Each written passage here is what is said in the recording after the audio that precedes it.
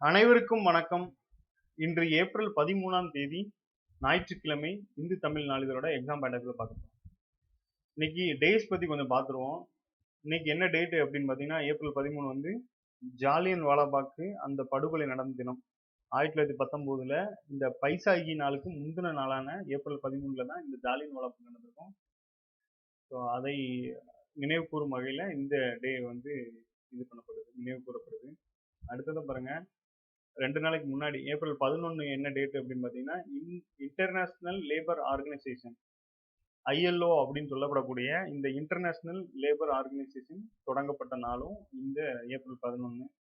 இதுவும் பாருங்க 1919ல தான் இதுவும் ஃபார்ம் ஆயிருக்கு. அடுத்ததா பார்த்தீங்கன்னா, சர்வதேச தெருவோர குழந்தைகள் தினமா ஆண்டுதோறும் ஏப்ரல் 12ஆம் தேதி கொண்டாடப்படுது. 3 நாளைக்குள்ள டேட்டும் இதுல இருக்கு. சர்வதேச தெருவோர குழந்தைகள் தினமா வந்து ஏப்ரல் 12ஆம் தேதி வந்து கொண்டாடப்படுது. உலகெங்கிலும் உள்ள மில்லியன் கணக்கான தெருக்குழந்தைகளின் அவலநிலை குறித்து விழிப்புணர்வை ஏற்படுத்தும், அவர்களின் உரிமைகள் மற்றும் தேவைகளுக்காக வாதிடவும் இது ஒரு நாள். இந்த குழந்தைகளுக்கு ஆதரவளிக்க பாடுபடும் நிறுவனங்கள் மற்றும் தனிநபர்களின் முயற்சிகளை முன்னிலைப்படுத்தவும் இந்த நாள் நோக்கமாக கொண்டிருக்கோம். மெயினா என்ன அப்படின்னா, இந்த தினங்களோட முக்கியத்துவம் பார்த்தீங்கன்னா, அது பத்தின அவேர்னஸை கிரியேட் பண்றது தான் முக்கிய நோக்கமா இருக்கும். இந்த வகையில் இந்த டேட்டும் கொடுத்துருக்காங்க. அடுத்து இன்னைக்கு தலைப்பு செய்தி என்ன கொடுத்துருக்கான்னு பாருங்க. இந்த உச்சநீதிமன்றத்தோட அந்த தீர்ப்பு தொடர்பான செய்தி தான். அதுல என்ன கொடுத்துருக்காங்க அப்படின்னா, ஆளுநர் அனுப்பும் மசோதாக்களை தொடர்பாக குடியரசுத் தலைவருக்கு உச்சநீதிமன்றம் கெடு. 3 மாதங்களுக்குள் முடிவெடுக்க வேண்டும், தாமதம் ஏற்பட்டால் காரணம் கூற வேண்டும் அப்படின்னு சொல்லி தீர்ப்பு சொல்லியிருக்காங்க. இதுல என்ன கொடுத்துருக்காங்க அப்படின்னா, இது வந்த செய்தியை தான் திரும்ப திரும்ப வரும், இருந்தாலும் சில விஷயங்கள் அடிஷ்னலா இருக்கும். ஸோ அதை இது பண்ணிக்கோங்க. தமிழக அரசின் 10 மசோதாக்களுக்கு ஒப்புதல் அளிக்காமல் அவற்றை குடியரசுத் தலைவருக்கு ஆளுநர் பரிந்துரை செய்து சட்டவிரோதம் அப்படின்னு சொல்லிட்டாங்க. ஆளுநர் அனுப்பப்பட்ட போதே வந்து சட்டமாகி அமலுக்கு வந்து விட்டன. அதாவது உச்சநீதிமன்றம் இப்ப தீர்ப்பு கொடுத்திருக்காங்க, இருந்தாலும் ஆளுநர் அனுப்பப்பட்ட போதே அது வந்து சட்டமாயிருக்கு அப்படின்னு சொல்லி சொல்லியிருக்காங்க. அடுத்ததா பாருங்க, தன்னிச்சையாக செயல்பட்டு அவற்றை தடை செய்வதற்கான வீட்டோ அதிகாரமோ நிறைவேற்ற விடாமல் தடுப்பதற்கான பாக்கெட் வீட்டோ அதிகாரமோ ஆளுநருக்கு கிடையாது. இது வந்து ஆளுநர் கிடையாதுங்கிறது ஒரு பக்கம் இருக்கட்டும், இந்த கான்செப்ட பாருங்க. இது என்ன அப்படின்னா, தன்னிச்சையாக செயல்பட்டு அவற்றை தடை செய்வதற்கான வீட்டோ அதிகாரமா, தன்னிச்சையாக செயல்பட்டு அவற்றை தடை செய்வதற்கு வீட்டோ அதிகாரம், நிறைவேற்ற விடாமல் தடுப்பதற்கு பேர் தான் இந்த பாக்கெட் வீட்டோ அதிகாரம். இதெல்லாம் எங்க இருக்கும் அப்படின்னு பாத்தீங்கன்னா, இந்த யுனைடெட் நேஷன்ல அந்த பாதுகாப்பு கவுன்சில்ல நிரந்தர உறுப்பினர்களா ஒரு 5 நாடுகள் இருப்பாங்க. அவங்களுக்கு வந்து இந்த வார்த்தையை அடிக்கடி பயன்படுத்துவாங்க.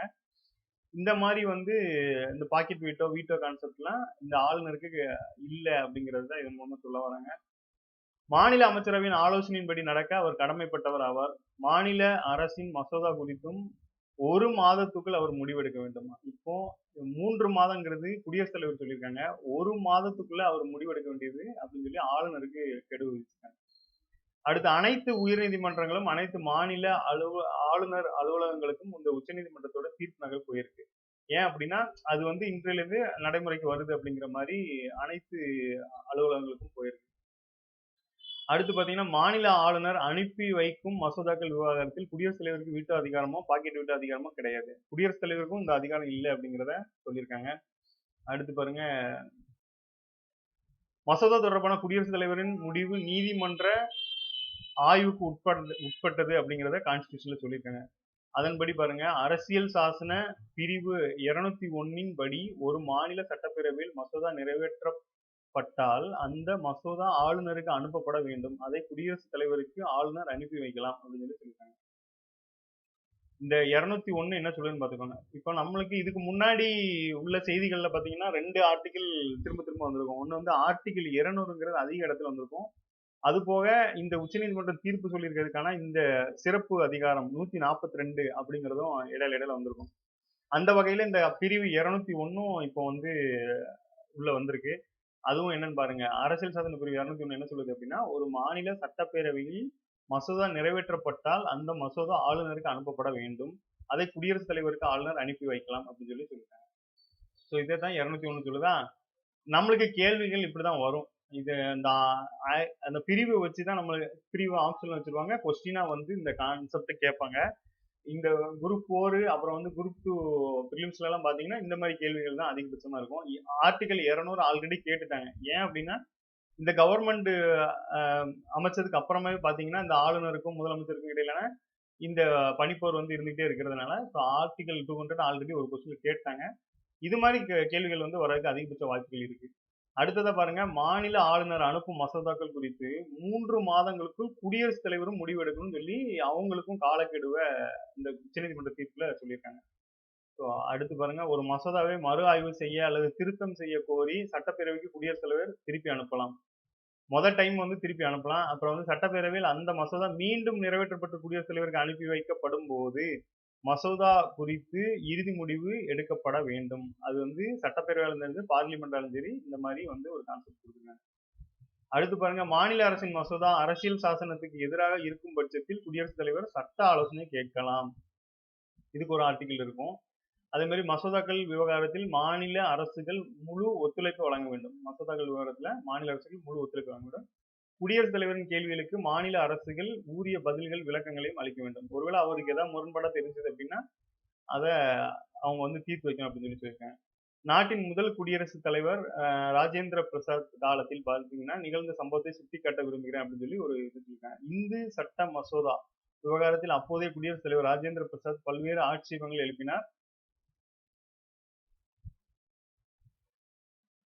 இதுக்கு வந்து அப்போதைய அட்டார்னி ஜெனரலா இருந்தவர் ஒரு விளக்கம் கொடுத்திருக்காரு. அப்போ வந்து மத்திய அமைச்சரவையின் ஆலோசனையின்படி குடியரசுத் தலைவர் செயல்பட வேண்டும் அப்படின்னு சொல்லி சொல்லியிருக்காங்க. மத்திய அமைச்சரவையின் ஆலோசனையின்படி குடியரசுத் தலைவர் செயல்பட வேண்டும். இதுதான் அரசியலமைப்பு சட்டத்தின் விதி அப்படின்னு சொல்லி சொல்லியிருக்காங்க. இதை அவர் ஏற்றுக்கொண்டு பிரதமர் குடியரசுத் தலைவருக்கு இடையே ஏற்பட்ட பிரச்சனைக்கு சுமூக தீர்வு காணப்பட்டது. அப்போ இதே மாதிரிதான் ஆளுநருக்கும் முதலமைச்சருக்கும் இந்த கான்ஸ்டியூஷன் மூலமா தீர்வு காணப்படும் அப்படின்னு சொல்லி சொல்லியிருக்காங்க. அப்புறம் அரசின் உயர் பதவிகளை வகிப்பவர்கள் அரசியலமைப்பு சட்டத்தின்படி மட்டுமே நடக்க வேண்டும். மாநில அரசின் நல்ல நண்பராக, ஆலோசகராக, வழிகாட்டிய ஆளுநர் செயல்பட வேண்டும். மக்களின் நலனை மட்டுமே முன்னிறுத்தி பதவியேற்கும் போது எடுத்த உறுதிமொழிகளை கண்டிப்புடன் பின்பற்ற வேண்டும் அப்படின்னு சொல்லி இது தீர்ப்பை கொடுத்திருக்காங்க. இந்த தீர்ப்பை பொறுத்தளவுல பாத்தீங்க அப்படின்னா இது வந்து நாட்டின் வரலாற்றில் முதல் முறையாக மசோதா குறித்து முடிவெடுக்க கால நிர்ணயம் செய்யப்பட்டுள்ளது அப்படின்னு சொல்லியிருக்காங்க. அந்த கால நிர்ணயம் பாத்தீங்கன்னா ஆளுநருக்கு வந்து அவர் முடிவெடுக்கிறதுக்கு 1 மாசமும் குடியரசுத் தலைவருக்கு 3 மாசமும் அப்படிங்கிறத மெயினா கொடுத்துருக்காங்க. இது வந்து இந்த தீர்ப்பு மூலம் வழங்கினதுனால இப்ப இது வந்து தமிழ்நாடு மட்டும் அல்லாம மற்ற மாநிலங்களுக்கும் இந்த தீர்ப்பு வந்து பொருந்தும் அப்படின்னு சொல்லி சொல்லியிருக்காங்க. இப்போ நம்ம மற்ற விஷயங்கள்ல முன்மாதிரியா இருக்கிற மாதிரி இந்த தீர்ப்பு விஷயத்திலயும் நம்ம முன்மாதிரியா இருக்கும் அப்படிங்கறத இந்த செய்தி மூலமா நமக்கு உணர்த்துவது.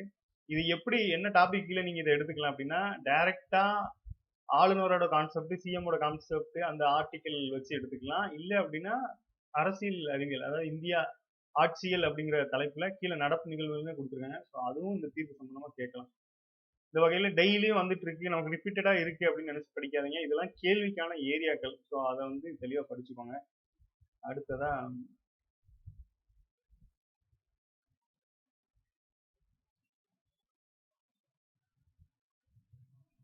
தான் பார்ப்போம்.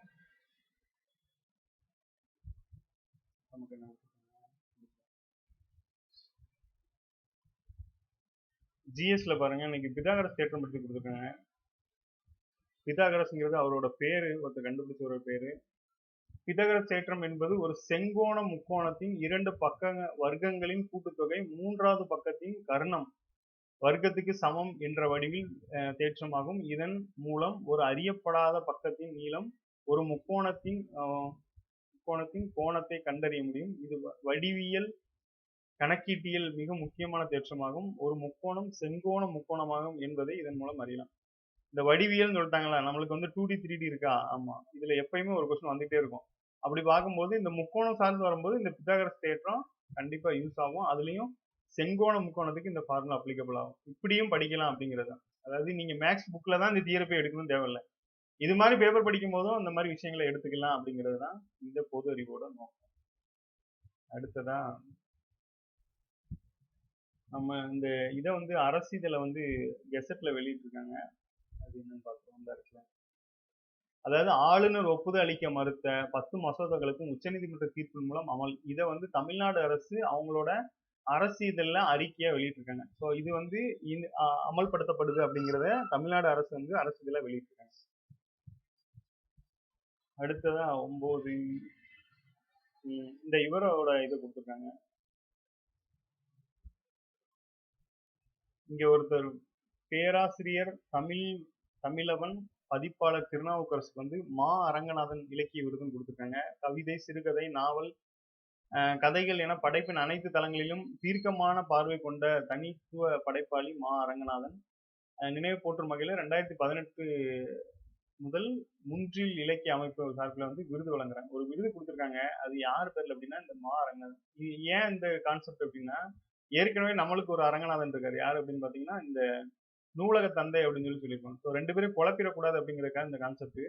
அவரு பேர்ல பார்த்தீங்கன்னா, நூலக விருது அந்த அவரோட பிறந்த நாளான இந்த ஆகஸ்ட் 9ல வழங்கப்படுது. தமிழ்நாடு அரசுல நன்னூலகர் விருது வந்து வழங்கிட்டு இருக்காங்க. இந்த வகையில இவர் வந்து இலக்கியத்துல சிறப்பா இருந்திருக்காரு. கவிதை, சிறுகதை, நாவல், கதைகள் படைப்பு மூலமா இவர் வந்து புகழ் பெற்றிருந்திருக்காரு. அந்த விருத வந்து இந்த ஒரு அமைப்பு பேருங்க முன்றில் இலக்கிய அமைப்பு சார்புல இலக்கிய விருது வழங்கியிருக்காங்க. ஸோ இத குழப்பிறக்கூடாது, அதாவது கன்ஃப்யூஸ் ஆகக்கூடாது அப்படிங்கிறதுனால தான் இந்த நியூஸ் எடுத்து வந்திருக்கேன். ஸோ இதையும் பார்த்துக்கோங்க. நன்றி. மீண்டும் நாளை சந்திப்போம்.